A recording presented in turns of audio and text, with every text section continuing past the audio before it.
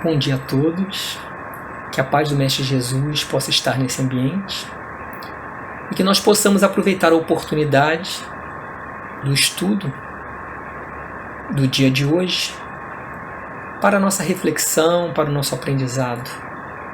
E agora então vamos elevar o pensamento a Deus e fazer a nossa prece inicial. Senhor nosso Deus e nosso Pai, querido Mestre Jesus, amigos espirituais, mais uma vez aqui estamos, Senhor, reunidos em Teu nome, gratos pela oportunidade da vida que nos concede, Senhor, que nos permite estar voltado para o trabalho do bem, ser útil, servir. E te pedimos, Pai, que envolva todos aqueles que estão passando por momentos de dor, de dificuldade, todos aqueles, Senhor, que estão passando por aflições, que eles tenham força, fé, perseverança, pois todas as coisas passam. E que o Teu amor, Senhor, possa envolver essas pessoas para que elas se sintam amparadas por Ti. Que a Tua luz, a Tua glória esteja sempre conosco, hoje, agora e sempre, graças a Ti, Senhor. Então é sempre uma alegria nós estarmos aqui para trocarmos experiência, para estudar junto. E hoje nós vamos estar estudando o Evangelho segundo o Espiritismo, o capítulo 7 e o item 8, né? Não se pode servir a Deus e a Mamon, e o item 8 fala da desigualdade das riquezas. Esse tema é um tema muito interessante e é um tema que realmente faz com que a gente tenha muita reflexão. Porque normalmente a gente não consegue entender, né? Quando a gente olha o mundo que está ao nosso redor e a gente vê tanta desigualdade, a gente vê tantas pessoas com tanta coisa, né? Muito mais do que elas necessitam para viver, para serem felizes, e ao mesmo tempo a gente encontra outras pessoas que vivem praticamente na linha da miséria. E é muito difícil realmente a gente conseguir compreender isso quando nós olhamos do ponto de vista superficial. Mas a doutrina espírita, ela sempre nos abre a possibilidade de entendimento. Ela nos abre, assim, através do conhecimento, para que a gente possa entender de uma forma que realmente esclareça e que nos satisfaça. Porque na maioria das vezes nós temos questionamentos e que algumas filosofias, algumas religiões, elas não conseguem resolver. E a doutrina espírita, ela nos esclarece muito bem sobre esse assunto. Bom, os espíritos começam nos dizendo o seguinte, no item 8. A desigualdade das riquezas é um dos problemas que inutilmente se procurará resolver desde que se considere apenas a vida atual. Então, se nós considerarmos a vida do ponto de vista único, né, como uma única vida do ponto de vista atual, realmente dificilmente nós vamos encontrar resposta para as desigualdades que a gente vê a todo momento ao nosso lado na nossa vida. Porque realmente fica difícil de entender. Né? Por que Deus colocaria pessoas para nascer numa condição financeira muito boa e outras numa condição financeira muito ruim? Então, se nós entendermos a vida somente como uma única existência, nascemos, vivemos e morremos, dificilmente nós vamos entender todas as desigualdades.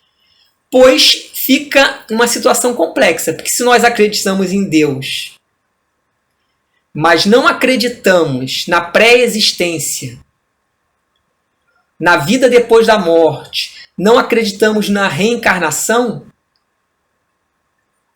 necessariamente nós teríamos que acreditar num Deus justo. Então a espiritualidade, ela já nos traz, logo no começo desse tema, que inutilmente nós vamos conseguir resolver essa questão se apenas vermos a vida do ponto de vista atual, do momento atual em que nós estamos vivendo. E aí os espíritos prosseguem. A primeira questão que se apresenta é esta: por que não são igualmente ricos todos os homens? Então não seria muito mais fácil se todos já nascessem ricos? Ninguém teria nenhum problema financeiro? Porque do nosso ponto de vista, na maioria das vezes, nós imaginamos que quem tem dinheiro não tem problema. E a gente sabe que não é bem assim. Mas então a espiritualidade nos traz essa questão para a nossa reflexão. Por que não são igualmente ricos todos os homens?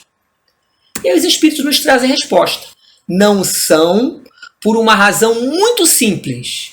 Por não serem igualmente inteligentes, ativos e laboriosos para adquirir, nem sóbrios e previdentes para conservar. Então, os homens, eles não são todos ricos por uma questão muito simples. Porque nem todos têm a mesma inteligência, ou para conservar a riqueza que têm, ou para adquirir a riqueza, e também não são sóbrios, né, nem previdentes para conservá-las. Então, como cada pessoa tem uma capacidade intelectual, como cada pessoa tem um desejo íntimo, como cada pessoa faz as suas próprias escolhas, naturalmente que umas vão seguir numa direção, no sentido de acumular riquezas, outras não vão dar tanta importância a isso, outras vão até nascer na riqueza, mas não vão saber conservar aquela riqueza, outras vão correr atrás para conquistar a riqueza, vão conquistar, mas não vão conseguir conservar.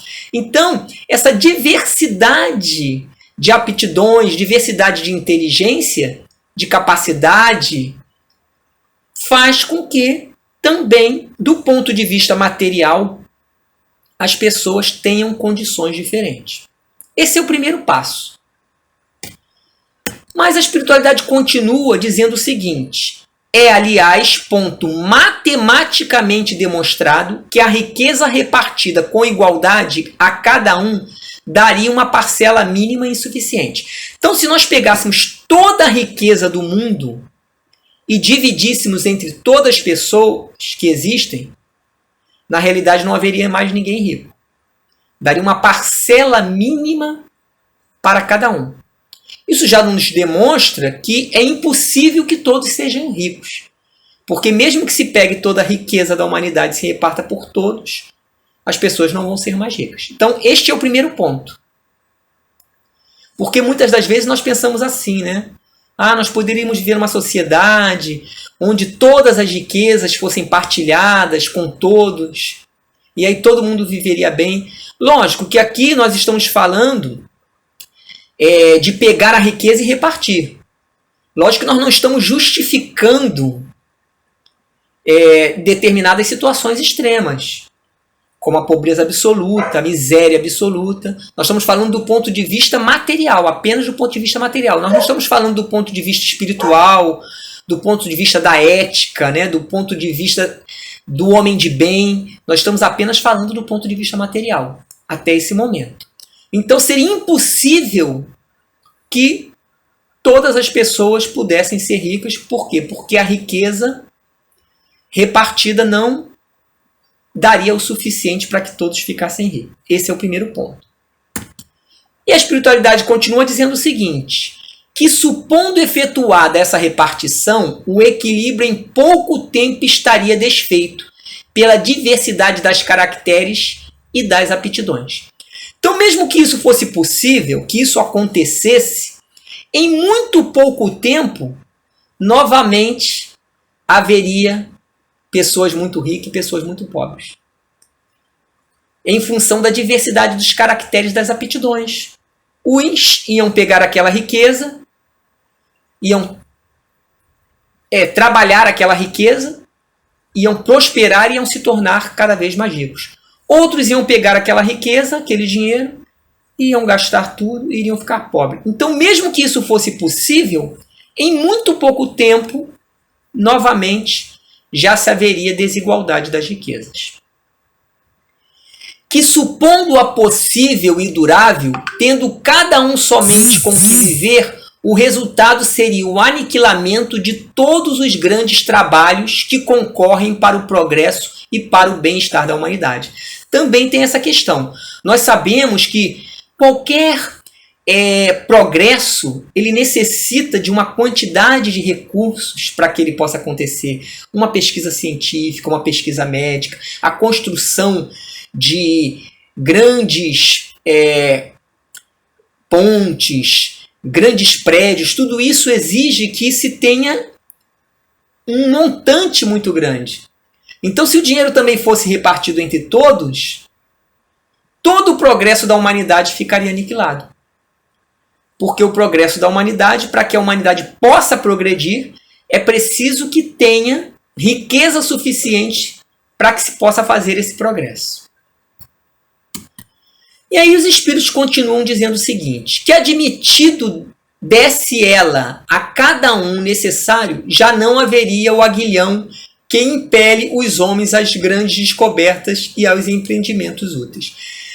Se fosse possível dividir toda a riqueza e todo mundo tivesse uma quantidade de recursos financeiros necessário, a maioria das pessoas iria se acomodar.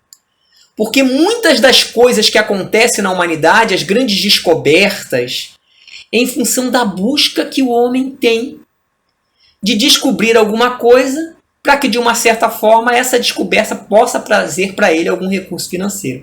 Então a gente vê que essa diversidade que existe das riquezas, ela tem, do ponto de vista material, muitas situações que são importantes. Lógico, né, que as pessoas que detêm a riqueza, elas deveriam saber aproveitar melhor a oportunidade que elas têm desse recurso para o progresso e o desenvolvimento da humanidade. E existem muitas pessoas que concentram muita riqueza, mas destinam essa riqueza somente para os seus prazeres pessoais. O que nós vamos ver um pouco mais à frente.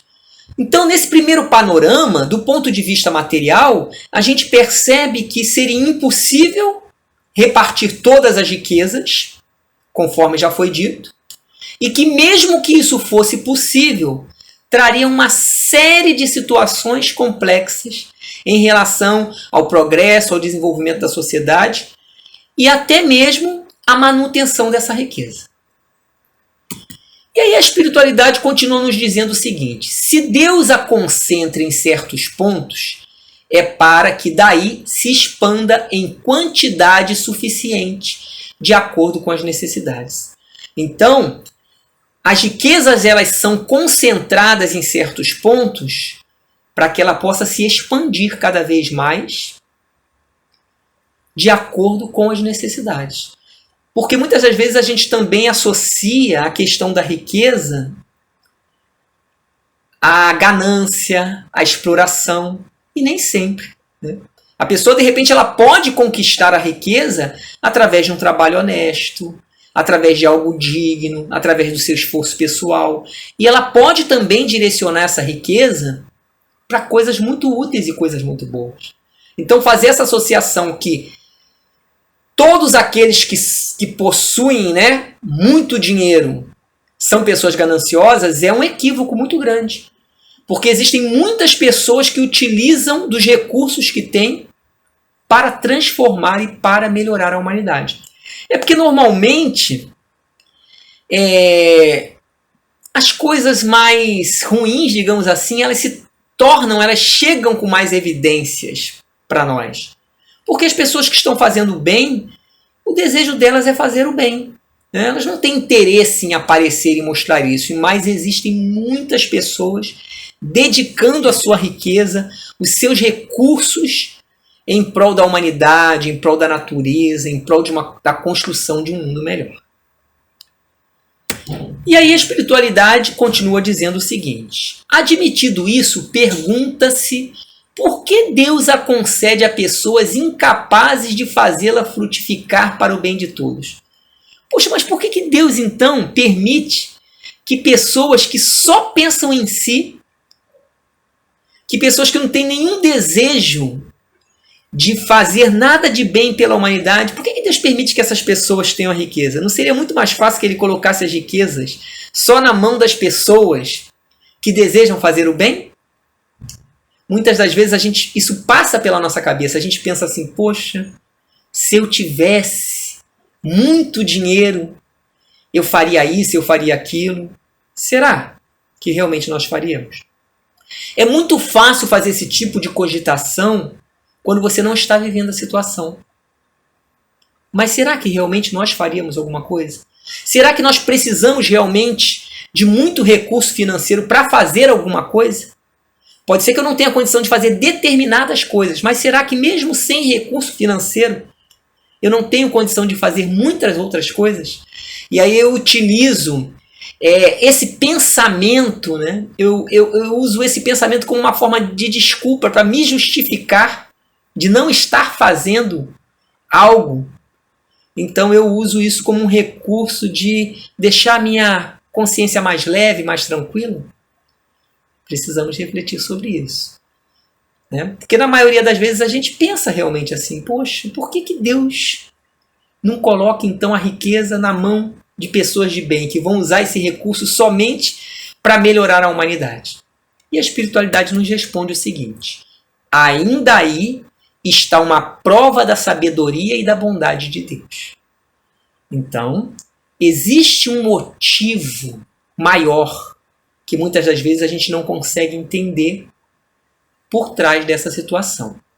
Dando-lhe o livre-arbítrio, quis ele que o homem chegasse por experiência própria a distinguir o bem do mal e que a prática do primeiro, do bem, né, resultasse de seu esforço e da sua vontade. Se Deus já nos desse tudo pronto, onde estaria o nosso mérito? Então Deus quer que as pessoas, através do seu livre-arbítrio, da capacidade que elas têm de fazer escolha, ao vivenciarem uma existência onde já nasceram numa condição abastada, ou que ao longo da sua vida conseguem conquistar uma condição financeira boa, que essas pessoas usem do seu livre-arbítrio para entender que o dinheiro é uma grande possibilidade que Deus concede em nossas vidas para nós construirmos um mundo melhor. Então, é através do nosso livre-arbítrio, através da nossa consciência, através da vivência, da experiência com o recurso financeiro, é que nós gradativamente vamos compreendendo que o dinheiro só tem um valor. Ele só tem uma importância, ele só tem uma razão de ser. Transformar o mundo em que vivemos num mundo melhor. Então, isso é um processo pelo qual todos nós iremos passar um dia. Porque nós que já entendemos o processo de reencarnação, sabemos que todos nós passaremos um dia por essa experiência. Por isso que é fácil falar. Se eu tivesse dinheiro, eu faria isso. Se eu tivesse dinheiro, eu faria aquilo. Difícil é estar nesta situação e fazer. Mas nós, se hoje não temos, ou se já temos, em algum momento teremos a oportunidade de realmente avaliar se nós já conseguimos entender, se nós já conseguimos crescer do ponto de vista espiritual, moral, do ponto de vista ético, para que a gente possa direcionar os nossos recursos para o crescimento, para o progresso, para a harmonia, para o bem-estar da humanidade como um todo. Isso é uma caminhada, é um processo. A grande revelação que a doutrina espírita nos traz é justamente essa. É que nós somos criados como espíritos simples e ignorantes e através deste nascer, viver e morrer, nascer, viver e morrer, e através de diversas experiências, através de diversas situações, nós vamos crescendo e nos transformando em espíritos melhores. E aí os espíritos continuam dizendo o seguinte: não deve o homem ser conduzido fatalmente ao bem nem ao mal, sem o que não mais fora senão instrumento passivo e irresponsável como os animais. Então, se Deus já nos colocasse ali prontinho, né, sem necessidade de nenhum esforço, não haveria mérito nenhum, não haveria conquista nenhuma. Essa conquista ela tem que ser feita através das nossas experiências. Na medida em que nós vamos vivenciando experiências, hoje nascendo numa situação, amanhã nascendo em outra, hoje nascendo como homem, amanhã nascendo como mulher, hoje nascendo numa família rica, né, amanhã nascendo numa família pobre, hoje nascendo numa família rica, não sabendo usar o recurso, perdendo tudo e ficando pobre, amanhã nascendo numa família pobre e ficando rico. Então, através dessas múltiplas vivências, nós vamos compreendendo que todas as vezes que nós utilizamos mal o nosso livre-arbítrio, consequentemente, nós vamos sofrer. E esse esclarecimento muda tudo. Porque nós compreendemos que todas as situações pelas quais nós estamos passando não são culpa de Deus. Mas por que Deus me colocou nessa situação? Deus não nos colocou nessa situação. Nós nos colocamos nessa situação através das escolhas que fazemos. Na medida em que nós vamos aprendendo a escolher, aprendendo a seguir o caminho correto, nós vamos observando que naturalmente a nossa vida, a nossa situação, ela vai se tornando melhor. E a espiritualidade continua dizendo o seguinte: a riqueza é um meio de que a riqueza é um meio de o experimentar moralmente, mas como, ao mesmo tempo, é poderoso meio de ação para o progresso. Não quer Deus que ela permaneça longo tempo improdutiva, pelo que incessantemente a desloca. Então a riqueza é um meio de experimentar moralmente a pessoa, saber se ela realmente já está preparada para entender que ela não vai levar nada quando morrer. Não adianta ela acumular uma fortuna gigantesca, porque quando ela morrer, essa fortuna vai ficar aqui. Então é preciso que ela use desse recurso, é preciso que ela realmente mantenha esse recurso, faça com que esse recurso cresça cada vez mais, mas sempre direcione os frutos deste recurso para o progresso da humanidade. E é por isso que essa riqueza vai sendo deslocada de mão em mão. Ora está com um, ora está com outro. Na próxima existência, aquele que estava na riqueza, de repente não vai estar mais, ou vai estar, dependendo de como ele soube utilizar essa riqueza. Então, essa riqueza ela vai sendo deslocada de mão em mão, até que ela chegue na mão daqueles que realmente já entenderam qual é o objetivo dessa riqueza. Que destino nós devemos dar às coisas materiais que temos. Então ela vai sendo deslocada a todo momento. E a espiritualidade continua dizendo o seguinte: cada um tem de possuí-la para se exercitar em utilizá-la e demonstrar que uso sabe fazer dela. Então, se hoje de repente nós temos a riqueza, é o momento da gente aproveitar essa oportunidade para exercitar a nossa capacidade de usar esta riqueza de uma maneira que seja útil e boa para toda a humanidade. Se nós não termos a riqueza hoje, devemos refletir sobre isso. Devemos nos preparar para que numa próxima existência, ou mesmo nessa, quando nós estivermos nesta situação, nós possamos realmente fazer bom uso dela. Por enquanto, falar que eu gostaria muito de ser rico, porque aí eu ia construir um orfanato, eu ia fazer um asilo, eu ia fazer aquilo, é mera desculpa. Na realidade, nós temos muita possibilidade de fazer muita coisa que não necessariamente necessita de dinheiro. E por que a gente não faz? Então, não vamos ter mais esse tipo de pensamento. Né? Ou então aquele tipo de pensamento, poxa, ela tem a riqueza e não sabe usar. Cada pessoa vai passar por essa situação em algum momento na sua caminhada, e aí sim ela vai ser testada para ver se ela aprendeu ou não aprendeu a lição. E a espiritualidade continua dizendo o seguinte: sendo, no entanto, materialmente impossível que todos a possuam ao mesmo tempo, e acontecendo, além disso, que se todos a possuíssem, ninguém trabalharia, com o que o melhoramento do planeta ficaria comprometido. Então, nós já sabemos que materialmente isso é impossível, e se fosse possível, o que ia acontecer? Todo mundo ia parar de trabalhar. Se não trabalha, a humanidade não segue em frente. Então o progresso da humanidade também ficaria parado.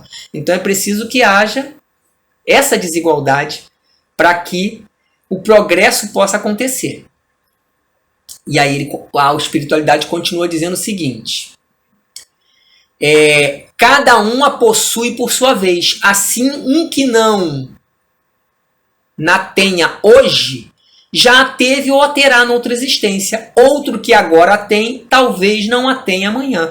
Então, tudo depende da maneira como nós vamos utilizar o nosso livre-arbítrio e da maneira como nós vamos utilizar esses recursos e todos os recursos. A gente não está falando só do ponto de vista material, não, mas a nossa capacidade de pensamento, a nossa capacidade mental,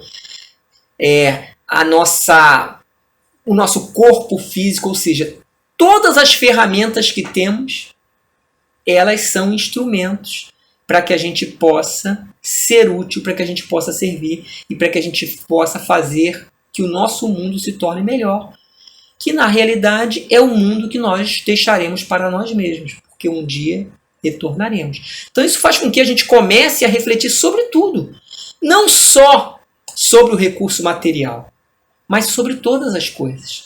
Sobre como nós estamos agindo em relação ao meio ambiente, né? Sobre como nós estamos agindo em relação à água, a quantidade de água que nós gastamos, a quantidade de lixo que nós jogamos fora. Então, quando nós entendemos esse processo de reencarnação, que na realidade nós estamos construindo o mundo que nós viveremos novamente nele, isso muda completamente a nossa maneira de ser, a nossa forma de agir. E aí, a espiritualidade continua dizendo: há ricos e pobres, porque sendo Deus justo, como a cada um prescreve trabalhar a seu turno. A pobreza é para os que a sofrem a prova da paciência e da resignação. Então, o momento em que nós estamos vivendo alguma situação difícil, não é para que a gente fique revoltado, brigue com Deus, fique revoltado com Deus, não. É para que a gente adquira algum conhecimento, que a gente trabalhe, né, a nossa paciência, a nossa resignação, que a gente trabalhe a nossa mente no sentido de entender que isso é uma fase pelo qual nós precisamos passar, mas que também vai passar um dia e que nós viveremos outra fase. Então é muito importante tirar proveito deste momento, o melhor proveito possível, para que a gente esteja preparado para todos os outros que virão. E a espiritualidade continua dizendo: a riqueza é para os outros a prova da caridade e da abnegação. Então, talvez seja muito mais difícil a prova da riqueza do que da pobreza. Porque quando você está numa situação confortável, quando não te falta nada, é muito mais complexo para você pensar na dificuldade alheia, porque está tudo tão confortável, tão bom para você. Então você precisa fazer um esforço maior para entender da importância de direcionar o seu recurso para aqueles que menos têm. E aí os espíritos continuam dizendo o seguinte: deploram-se com razão o péssimo uso que alguns fazem das suas riquezas, as ignóbeis paixões que a cobiça provoca, e pergunta-se: Deus será justo, dando-as a tais criaturas? Nós já falamos sobre isso, né? Mas na maioria das vezes é esse pensamento que passa pela nossa cabeça. Poxa lá, só faz maldade, trata os seus empregados mal, trata as pessoas mal. Poxa, e tem tanto dinheiro, por quê? Onde está a justiça de Deus aí? E aí, mais uma vez, a espiritualidade reforça, né? É exato que se o homem só tivesse uma única existência, nada justificaria semelhante repartição dos bens da terra. Então, isso foi dito lá no início e agora a espiritualidade reforça. Se o homem só tivesse uma existência, realmente não haveria justiça. Deus não seria justo. Mas, através do conhecimento que a doutrina nos traz, das múltiplas existências, aí nós começamos a entender melhor essa situação, começamos a compreender esse processo. Nada justificaria semelhante repartição dos bens da terra. Se, entretanto, não tivermos em vista apenas a vida atual e, ao contrário, considerarmos o conjunto das existências, veremos que tudo se equilibra com justiça. Aí a gente compreende que realmente existe um equilíbrio. Por quê? Porque essa riqueza ela vai mudando de posição. Então não adianta... eu sou de uma família muito nobre, muito rica. Agora, né? Vai morrer, vai nascer em outra família, aquele título, aqueles bens já não pertencem mais a você. Então, vai mudando, vai girando de posição e aí a gente começa a entender a justiça de Deus. E aí a espiritualidade continua. Carece, pois, o pobre de motivo assim para acusar a providência? Como para invejar os ricos? Então, aqueles que estão passando por situações difíceis, eles podem, depois desse conhecimento, acusar a providência? Podem falar assim, meu Deus, por que eu estou vivendo nessa situação? Por que eu vivo nessa miséria, nessa situação tão complexa? Podem fazer isso depois desse conhecimento? E podem invejar os ricos? Porque talvez nós já tenhamos passado por essa situação e tenhamos agido da mesma forma.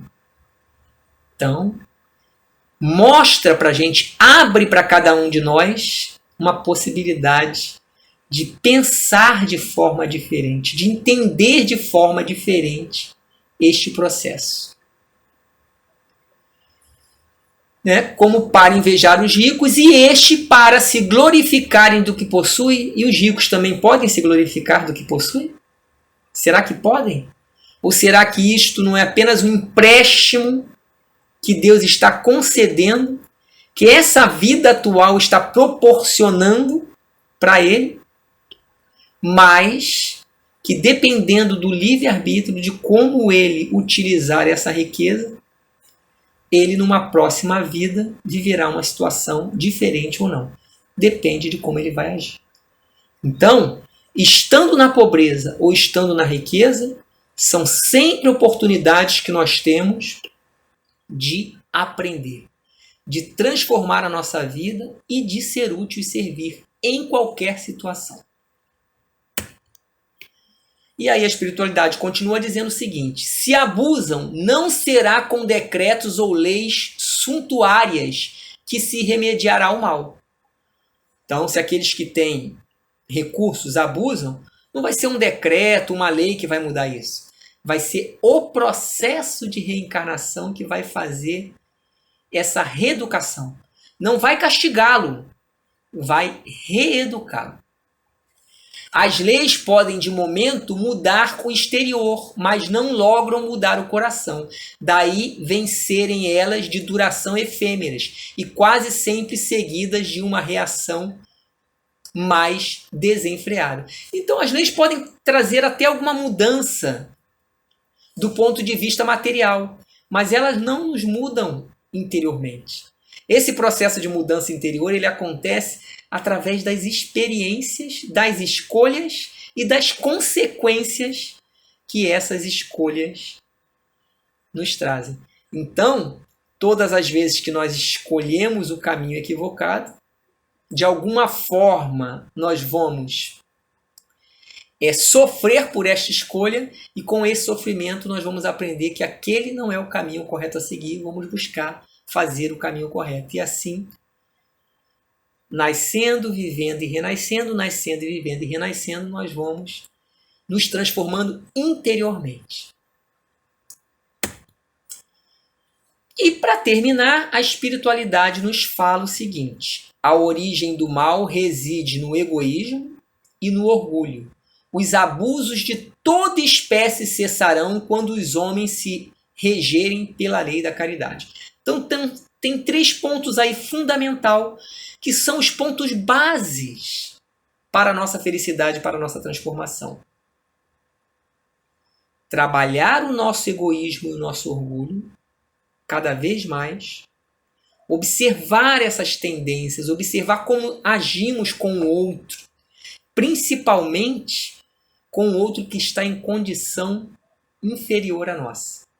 Então, trabalhar esse egoísmo e esse orgulho que ainda existe muito forte dentro de nós. Perceber, né, aonde nós precisamos mexer na nossa vida, onde nós precisamos mudar para que a gente deixe de ser egoísta e orgulhoso. E um ponto fundamental para essa transformação é a caridade. A partir do momento em que a gente começa a entender a importância da caridade, a importância de ser útil, a importância de ajudar aquele que está em situação mais complexa, a importância de usar os nossos recursos materiais para o bem da humanidade, a partir do momento que a gente começa a entender, mas acima de tudo, em que a gente começa a fazer, a praticar essa caridade, gradativamente nós vamos eliminando esse egoísmo e esse orgulho que existe dentro de cada um de nós. Então, esse é o caminho da felicidade. Se nós queremos ser felizes, precisamos trabalhar para eliminar o egoísmo e o orgulho que existe dentro de nós e precisamos cada vez mais direcionar todos os nossos recursos, seja qual recurso for, na direção da caridade, do bem coletivo, do bem comum, do bem da humanidade em que vivemos. Então, se hoje eu tenho recurso financeiro, que eu use esse recurso financeiro para modificar a sociedade em que eu vivo. Mudando a condição social de algumas pessoas, criando condições de vidas melhores, protegendo a natureza, cuidando dos animais. Então, que eu utilizando os meus recursos para pesquisas científicas, para projetos de educação. Então, usando esse recurso nessa direção. E se eu não tenho recurso financeiro, que eu use a minha capacidade intelectual, a minha palavra, para auxiliar alguém, para escutar alguém, para levar para alguém uma palavra de amor, uma palavra de consolo. Então, nós sempre temos oportunidade de ser útil, de exercer a caridade, independente se temos recursos financeiros ou se não temos. E aí, meus irmãos, nós deixamos aí uma mensagenzinha final de reflexão do nosso querido Chico Xavier, que diz o seguinte: na caridade eu sempre encontrei mais conforto para mim, mesmo do que o possível conforto que pudesse ser proporcionado a alguém. Quando nós começamos a fazer o bem, nós percebemos que na realidade nós estamos trazendo muito mais conforto para nós do que para os outros. Porque não existe nada melhor do que a satisfação do dever cumprido, a satisfação de ver o sorriso de alguém, de ver que você aliviou a fome de alguém, aliviou o frio. Não existe nada mais gratificante para a vida, nada melhor para o nosso interior, para a nossa satisfação interior, do que estar envolvido no trabalho do bem. E quando a gente começa a fazer isso, a gente começa a perceber também que o mundo que está ao nosso redor, ele começa também a nos apresentar outras possibilidades, nos apresentar outros recursos, nos apresentar mais, porque quanto mais a gente dá, mais a gente recebe. Então, meus irmãos, que nós possamos aproveitar a grande oportunidade do estudo que tivemos hoje para refletir sobre todas essas coisas e que possamos com isso transformar a nossa vida. E transformando a nossa vida, com certeza nós estamos transformando o mundo que está ao nosso redor. Então agora, em agradecimento, Vamos elevar o nosso pensamento a Deus para a nossa prece final e a minha gratidão e meu agradecimento a todos. Muito, muito, muito obrigado mesmo. Senhor nosso Deus e nosso Pai, nós só temos, Pai, a Te agradecer a grande oportunidade, Senhor, que nos concede, em primeiro lugar, da vida, que nos dá a condição de mudar, Senhor, de melhorar, de ser útil, de servir. Agradecer a saúde, Senhor, que nos permite trabalhar na direção do bem. E agradecer tudo que temos, pois se pararmos para pensar, é muito mais do que precisamos para ser felizes. Mas também, Pai, nós te pedimos, pela imensa multidão de sofredores que caminha na humanidade, sejam por problemas de saúde, por problemas financeiros, problemas espirituais, Senhor, problemas depressivos. Envolva, Senhor, toda a humanidade que ainda vive em dor e em sofrimento, e que nós possamos ser instrumentos da transformação, do alívio e do bem da humanidade como um todo. Que a Tua luz, a Tua glória esteja sempre conosco, hoje, agora e sempre. Graças a Ti, Senhor.